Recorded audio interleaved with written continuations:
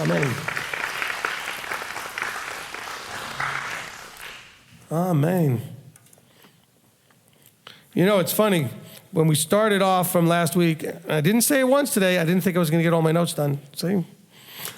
But it's funny because last night, as I do every Friday night, I look at my notes just to do like a last look revision on it, see what else. I didn't have Proverbs chapter 1 in there at all. I was going to start in chapter 2. But as I was going through chapter 2, I realized I wanted to go back to chapter 1, or the Ruach, or whatever, it gave me that. So we weren't, in my notes from last week, where we stopped, I was going to go to Proverbs chapter 2. And I told you we were only going to do one chapter, if you remember. I said we're going to do just one chapter in Proverbs, and then we're going to go to Isaiah. Well, guess what? Now we've got chapter 2 and chapter 3, I think we're going to go into at least in Proverbs. So I almost was thinking when I was reading chapter 1 that I would almost want to do a separate teaching just on Proverbs. Okay? But we already got a good start here as part of the covenanting thing. So anyway, so hopefully that was beneficial and we're getting a good start. And you'll see when we get to chapter 2 how this connects to covenant. Okay, we do have a connection that pulls it all together. So this is the part now that we call the Afterburn. And so if you're here locally or online, we take comments, questions about this teaching, where we are today. And so Nate's got the mic here. Robert and Kurt have the admin desk over there. And so you can go ahead and start typing those in, and we'll begin with Shira over here in the front. Thank you so much. I love this. I love this stuff. Just so many great nuggets in here. My question has to do with the word simple. In the first few verses, simple does not appear to have a negative connotation. It seems to be something that, the simplicity of his word and uncomplicating things, as you said, just receiving what he said. And that I can really relate to that, because as I'm packing to move and living with everything that was left and not put in boxes, I'm going, I could really simplify my life a whole lot. That is amazing, though, actually, if you think about how you could put all this stuff in boxes, still live very nicely, and wondering, how did I live with all, and this stuff is all in boxes? How did this happen? Yeah.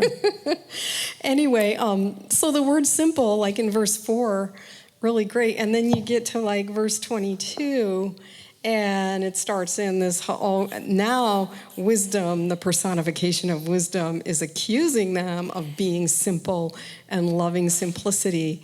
So you've referred to this kind of simple in terms of, you're untaught, you're new to the covenant, you're willfully ignorant, you're obtuse, you're distracted, you're not disciplined. So can you balance those two simples? Yeah, and I think if you go back and listen to the teaching, I think I did, but I'll explain it again. He's simply saying here, how long you simple ones, which is fine, are going to want to stay there.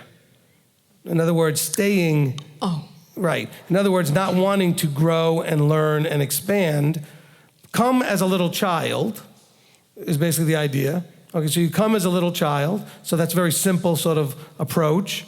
I'm not coming all thinking I'm smart and know and knowledgeable and information, all this other stuff. He says, but that's the old, don't be like the baby bird, just want to sit back and let people feed you and everything, but you want to grow and expand and don't just stay in that space. So he's saying, look, he says, how long, you simple ones, are you going to love simplicity? In other words, and not desire to grow beyond that spot? Because we're supposed to grow in grace and knowledge, etc. Thank you. That went over my head. So it's not the negative about being simple. It's about the ones who are loving to embrace staying there. Well, then I have a question. Okay.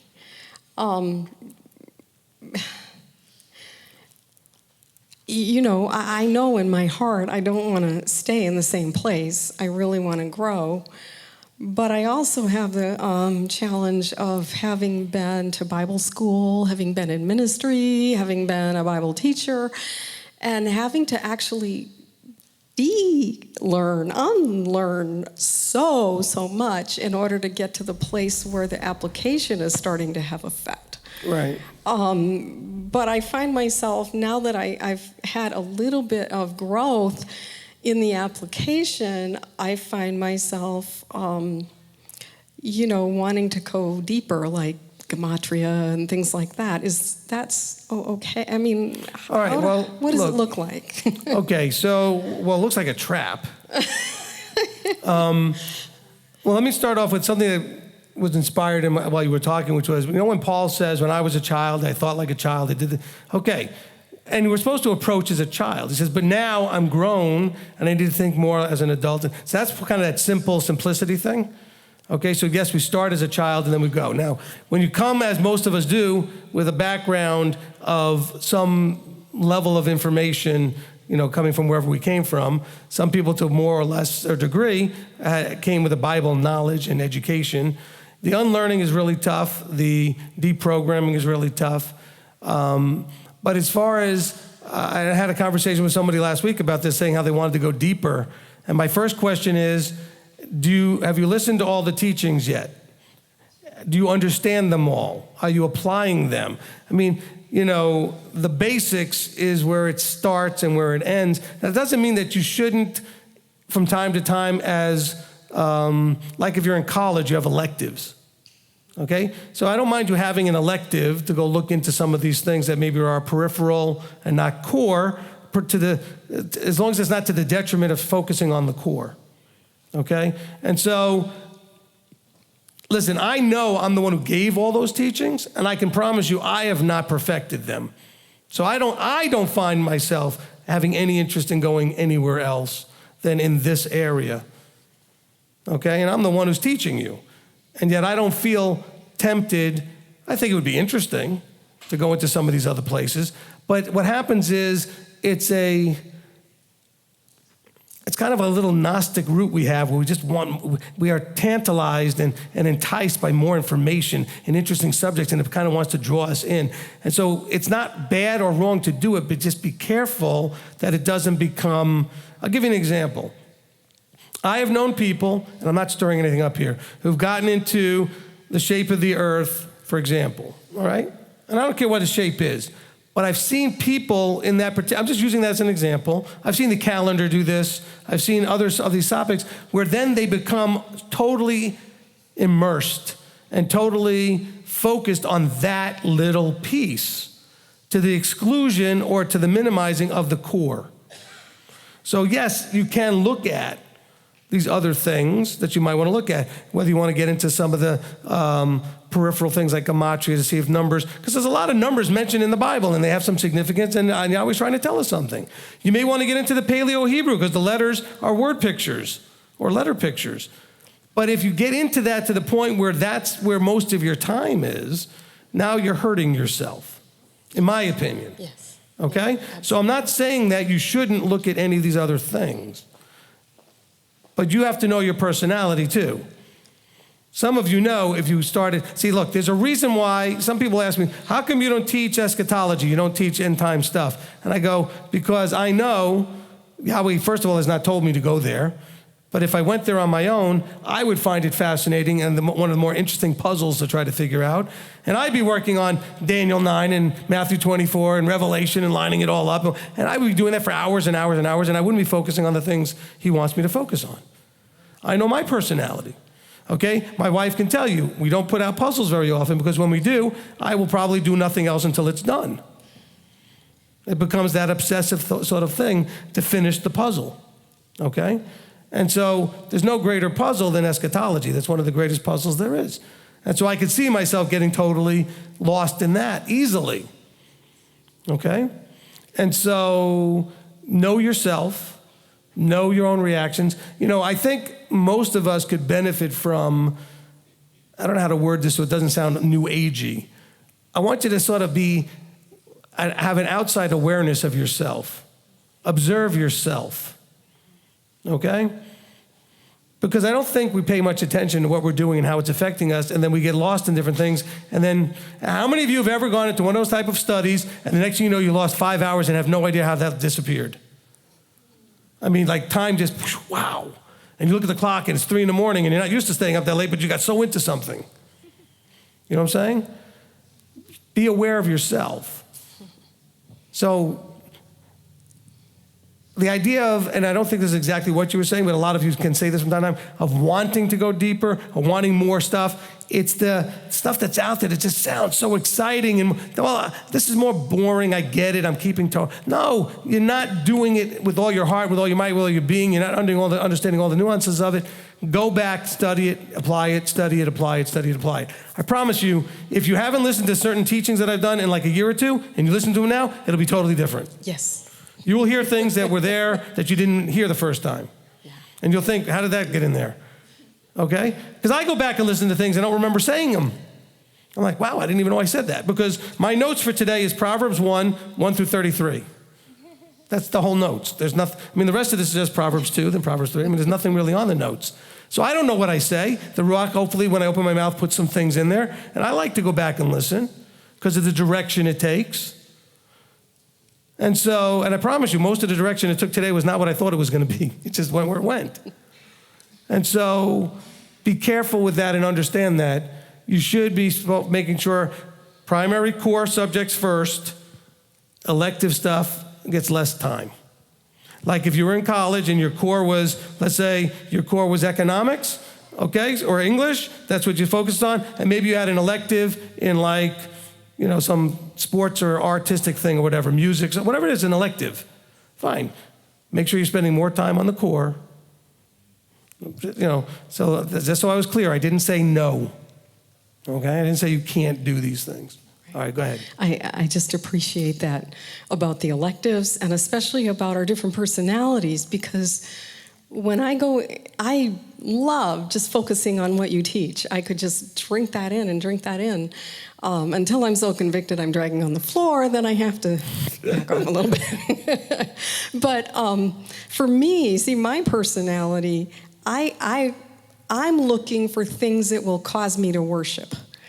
And so I'll only go into a subject deeply enough until I'm in awe of something about him. And that brings me motivation to then go back to your teachings and be all the more excited about doing what I'm hearing you say. But sometimes these deeper things, you know, whether it's end times or the shape of the earth or the calendar, whatever it is, I like to go off once in a while because for me, I understand. It's worship. Okay, well, understand. Okay, let me just throw a couple other things out there. Number one, I don't like the term deeper. I don't think it's deeper. Yeah. Okay? Yeah. Okay, I think that you could look at something very basic, like some of the teachings, and the simple subjects, and it's about as deep as you're ever going to want to get. Okay? So I know a lot of people say, well, I want to go deeper. We've had a whole congregation in Ohio leave because they wanted to go deeper into some of the more Jewish stuff. It's not deeper, it's just different. Okay, so I don't know why we can say deeper. Okay, now secondly, you should never go into these side subjects without checking with your teacher to make sure if there's any, sand pits or traps or things that you should be aware of where you're going. So before you go, you may want to just give your teacher a call and say, hey, I was thinking of looking at this. Are you familiar with that or whatever? And is there any kind of warning dangers that I should be aware of? Okay? Because a lot of people will use this. Here's the typical thing. Typical thing is you'll start going into the Jewish writings, which is not a bad thing to do. But if you don't understand where you're going and have somebody to help guide you a little bit, you will end up eventually possibly going over the bridge into Judaism and forgetting all of the other Messianic stuff. We've seen that happen also with the group in Ohio, okay? So understand that there are traps, there are pitfalls, there are things that, go to somebody who may know where the landmines are, okay? Because you may think like, oh, well, I can handle all this. Well, maybe you can, maybe you can't. At least I can warn you. Okay? Just so you know. Okay. That was a great question. It was a long answer, but I think it was an important question. So, okay? So it's not saying that you have to clear your decision to do these things like, through your teacher. Like, we're not cultistly controlling things, but it's for your benefit and safety. That's what, remember Solomon was talking about, there's safety if you listen and you ask questions and get guidance, because I may know something that you don't know about where you want to go. And I can tell you what to be careful of. Okay? Hi, Rabbi. Can you expand a little more on verse 8? My son, heed the discipline of your father, and do not forsake the Torah of your mother. I believe he's just using a typical family metaphor where discipline comes from the father and instruction comes from the mother for children. So I think it's just a simple metaphor. I don't think it's anything more complicated than that. Okay? I mean, think about it. When you're a child, your mother's instructing you and your father's disciplining you. That's the most typical situation. It's not always that way, you know what I'm saying, but that's sort of your typical setup, you know. All right, mom's home with the children, giving instruction and guidance. Somebody's in trouble, dad comes home, mom says, you need to go take care of this with your son or your daughter, and then discipline comes from dad. Okay? And so I think that's a simple metaphor there. Okay, who's next? Okay, Zarek. Yeah, just quick thing, because military. Put it up by your mouth.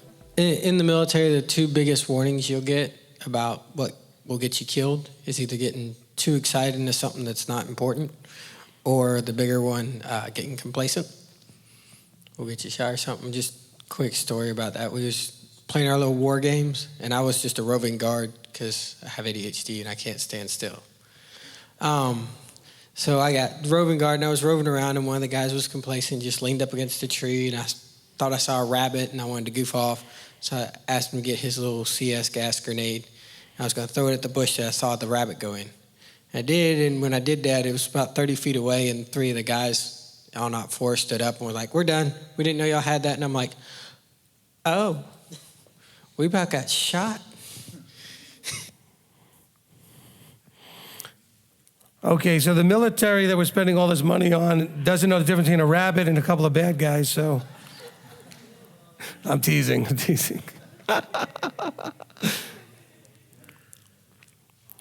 All right. But see, the point is, in the military, complacency can certainly get you killed and others killed. And that includes, by the way, the simplicity of like keeping your equipment in good shape, keeping your weapon clean. I mean, there's things that you could just get complacent with, and then next thing you know, when you want to use it, it all locks up, jams up, and doesn't work right. Okay, so if you're not on your game, so to speak, and you're complacent with Torah observance, what happens when somebody gets in your face, a family member, a coworker, some other person, and you're not up to speed on your verses, and you're not up to speed on being able to answer when someone approaches you with something, you're not ready, prepared to give an answer, etc. Because you can get complacent. Okay, did you have something? Yeah, I had a couple of things. When you were talking about simplicity, the first thing that popped into my mind concerning just burying our head in the sand was the parable of the talents. Burying our head with the you think he only gave you one talent, so you get complacent about it. You bury your head in the sand, and I'm good enough, and that leads us into trouble. So, right. I was thinking about being a disciple. I've learned a lot as far as Torah observance and everything, and I've learned things throughout life where I was actually close to being a master in martial arts. But when I did that particular style, if there was something else that I was like, wow, this is great, but if I went to a different instructor learning something different, I dropped everything that I knew before. I didn't even bring it to class because I wanted to learn from this master, so to speak. So when I came from Christianity, I had to drop what I learned from there in order to pick up what is this Sabbath thing. And that seems very basic now that where I'm at.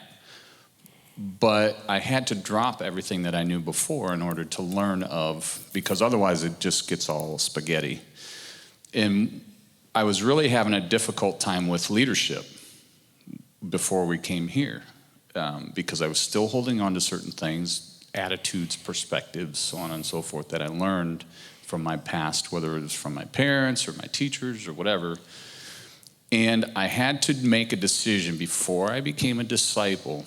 Am I willing to give all of that up so that I could learn the way that my teacher is trying to teach me? Because if I'm still trying to hold on to And that's not because he's telling me to do that.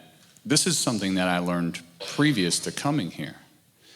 When I went in the military or whatever, I had to give up. Even if I got a new leader within my platoon, my new leader may do things within my platoon that is different than my previous one. If I don't adhere to what my new leader has taught me, it could get somebody else killed, could get myself killed, could get everybody killed. So I have to drop all of that and learn of the teacher that I've come under. So I don't even listen to, there's a lot of great teachers out there.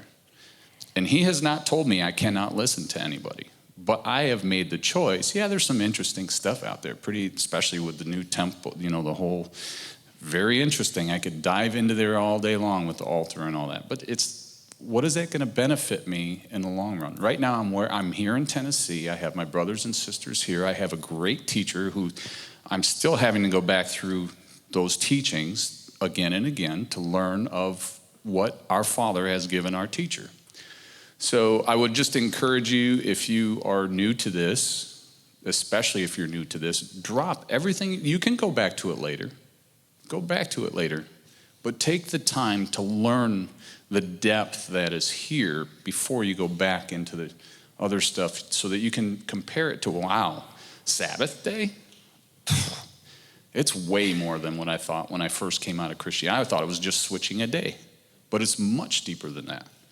So, but now I can go back to it without any fear of, but I don't dwell there. I leave it alone. The other thing was when as far as calling for counsel, and Rabbi will tell you we've called for counsel. We initially, when we called for counsel, I always try to think of myself, if I'm going to call him, I better be prepared. I know what the desired outcome of what I want, but I better be fully prepared to repent if I'm wrong, even though I think I'm right now. I better be fully prepared to maybe even make a change in direction and possibly even repent. It's usually with my wife. It used to be very frequent. If there was an issue with her and I needed to be, if I'm like, oh, we need to call Rabbi, I need to be fully prepared to bite the bullet and go, okay, I was wrong, I repent. And I listen to that counsel and I make the change.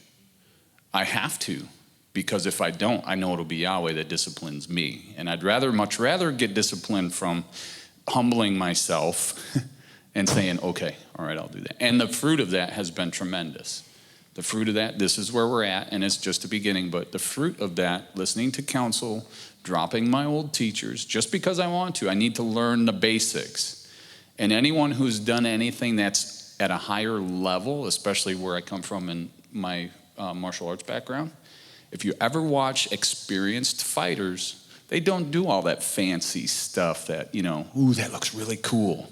They go to the basics in order to succeed and win in the end. And I think that's what Rabbi was trying to convey to us. It's the basics. If we can master the basics, that will help us to get into the kingdom of loving each other and learning the basics of the Torah, but also striving to be better at those basics to where it's the fullness of those basics, to get us into the kingdom and each other, helping each other get there.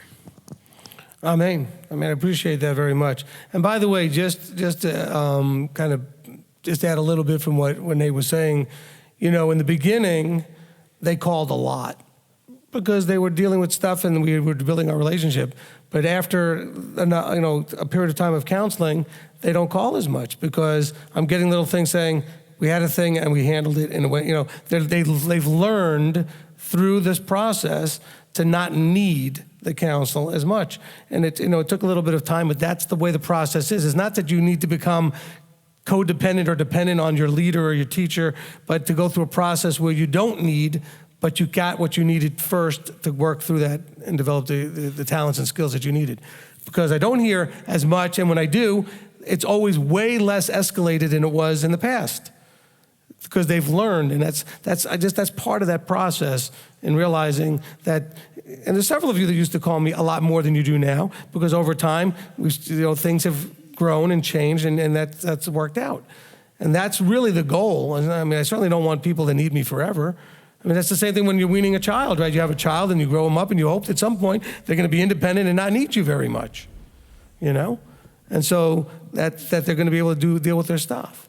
And so I appreciate the testimony of your experiences, because I think that, it's one thing for me to say all these things. It's much more powerful if somebody actually says, I've done that and it works, And again, it doesn't work because it's me. It works because it's his process, okay? And that's what I've been trying to tell you. If you find an anointed appointed, you'll get the same results if you do the same process. It's the process that Ephesians 4 told you, that this is what those people are there to help you do. And so you go and you get that done. All right, live stream. Okay, we got Kurt over there. First question is, Rabbis, please can you give us some general advice on developing discipline? This is Proverbs 1:8. Okay, I think I'm gonna actually use part of what Nate was talking about. In activities like martial arts, sports, music, any kind of artistic type of thing, any kind of craft, it's the teacher who you respect that will help you develop the discipline. You don't just walk into a martial arts class and walk out with discipline, or onto a sports team. And as a matter of fact, if you're a sports fan of any sort, you see teams that are more disciplined and teams that are less disciplined. It comes from two things: the quality of the leadership and how much the team has bought into that. In other words, submission. I think we can all say we've seen that kind of a thing. And by the way, using the sports analogy, one of the greatest, if not known as the greatest coaches of all time, Vince Lombardi, kept it like, okay, we're going to block, we're going to tackle, we're going to throw the ball, and we're going to run. We're going to he didn't say we don't have to do anything fancy. Matter of fact, he would throw the same play at you 5, 6, 8, 10 times in a row and just say, we're just going to keep doing it until you stop us. Okay, we don't need to make it complicated. So simplicity and discipline is what made, if I could even tell you we're going to run these plays, but if we're disciplined and we've practiced enough, you can't stop us anyway. Knowing what we're doing isn't going to help you. And so the process is a combination of a teacher and a student willing to submit to that teacher. Think about when you watch, I know most of you probably saw the Karate Kid movie, the original one, okay? He was an undisciplined kid who ended up buying into a teacher and respecting a teacher who then helped him develop discipline. Now, he kicked and wasn't happy about it at first, right? He kicked against it and argued against it, but he did it. Why? Because he believed that the teacher could get him from where he was to where he wanted to be. So the answer to that person's question is, if you find a teacher that you believe can get you from where you are to where you want to be, that teacher will help you develop the discipline. By the way, if you really want to submit to that, you may not enjoy every moment of it. Okay? Because discipline comes from being disciplined. Okay? And you notice the word disciples in there. All right? But there are people here in the congregation who could tell you stories about how after working with me, and some of them were very undisciplined, and there was some, not the most gentle of discipline that had to be applied. Not physically, I didn't hit anybody. I threatened to. No, I didn't. Okay. But in other words, discipline has to be something you desire. So when we look at verse 8, my son, heed the discipline of your father. What do you see here? My son, trust and buy into me getting you from point A to point B like you want by trusting in the discipline that will come from me, so you develop your own discipline. See, parents are supposed to put the boundaries for the children so the children eventually don't need them anymore because they already know where the boundaries are. The wild children are out there running wild when the parents don't give them boundaries. So they don't know where they are because nobody's told them where they are. By the way, you can tell them where they are, but if you don't enforce it, that's the disciplining. If there's no discipline being applied, they're never going to learn to discipline themselves. Is this making sense to everyone? Okay? That's why you can see a coach come into any sport, doesn't matter, into a school that has not had a good coach. And if he comes in with a lot of discipline and a lot of focus and gets them to do that, they will improve their game tremendously, instantaneously, without adding any new players. Okay, you like the Patriots, you hate the Patriots. They've got a coach that understands discipline. You don't see his players doing the dumb things you see other players doing. Getting all about me and all about this. If they did, they'd be in trouble with him in half a heartbeat. He taught them to be disciplined, to be team. I'm not a big fan, by the way. I'm just saying there's something to be respected about what that's why no matter who's on the team, they do well. The team buys into him, and they accept his discipline, and they follow his instructions. That's why, by the way, teams that always do well in any sport seem to do well under the same coach, because people come there expecting to win, and so they are ready to submit and buy into it because they already believe in that teacher. You're not going to follow Yahweh and Yeshua if you don't believe in them and them taking you from where you are into eternal life. By the same token, you're not going to get any value out of me if you don't believe I can get you there. Any teacher relationship is that way. So when you ask about verse 8 in chapter 1, discipline starts off with you being willing to be disciplined by somebody, to receive discipline. Okay, next question. All right, is it possible that our fear in something isn't a lack of fear of him, but more a fear of our inability to handle it in a way that pleases him? Actually, that's still the same thing, and I'll tell you why. Because he would not allow you to be in a situation, Scripture tells us, unless it was something you could get through if you allowed him to take care of it and trusted in him, right, just did your part. No situation has come upon you without a way of escape being provided, and nothing has happened to you that he doesn't feel that you can handle. By handle, it doesn't mean you can handle it yourself, but he has provided the things that you need if you would just trust in him and do what you can. And so, unfortunately, and this gets back to some of the life coaching type stuff we're going to be doing more of, we are a society, a world of very insecure people, and I don't mean it in an insulting way, where people have been told you're no good, you're not good enough, you're not strong enough, you're not smart enough, you'll never make it. And so we have a lot of people that just don't feel like they're able to please him. I counsel people on a regular basis who are absolutely depressed because they think they'll never do what's right in his eyes. And that's not their fault. That's societal. We sort of have inbred this at this point. We've taught it as a society. We've beat it into people, and it's horrible what we've done. But I've got a lot of people that it's taken me a long time with some of them, and some of them I'm still working on getting them to the place where they can actually understand that Yahweh called you because you can please him. No matter how much you mess up and all that other stuff and you feel like you can't, he didn't call you because he knew you would fail. He called you because he knew you could do it. The trick is, go back to the endure teaching. Endure and receive the crown of life. You must hang in there and endure and keep at it and keep going and keep going. Next question. All right. Does chapter 1, is 10 through 11 connect to the evil tongue? Proverbs 1, 10 and 11. No. Okay, evil tongue is not the enticing and luring people. Okay, evil tongue is saying things that either in public or even in private would cause shame to the other person. Okay, this is LaShon HaRa. They call it the evil tongue, LaShon HaRa. And so we have to be careful what we say about people that would cause them embarrassment or shame publicly or even privately. We try to avoid those things. See, people get very confused about LaShon HaRa. I'll give you an example. Somebody calls me up, they want counsel about a situation with somebody. And I'll ask them, well, who is the somebody? They go, oh, well, I don't want to do evil speak. I said, it's not evil speak if you're looking for counsel, and I can't help you if I don't know what's going on. So we may have to do a teaching that kind of really explains what LaShon HaRa is. But it would be the idea of trying to cause someone to be embarrassed or shamed in some way. And when I say that, that means if I'm talking with Manny, okay, he's sitting right here, so I just pick him. If I'm talking with him and I say something that would be embarrassing or shameful to Frederick, who's sitting here, that would be LaShon HaRa. If I'm tearing him down or attacking him or mocking him, or that's what we're talking about, okay?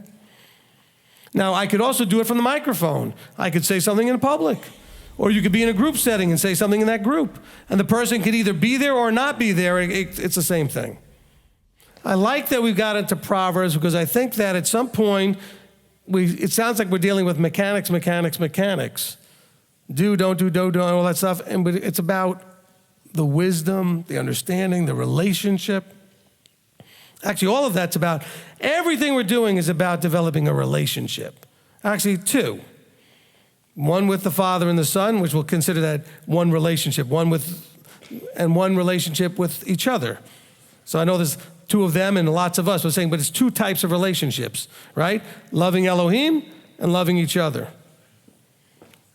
And that's where the information, when it's added with wisdom, understanding, and discretion and discipline, turns into relationships that work. Shabbat Shalom! Shavua Tov! We love you!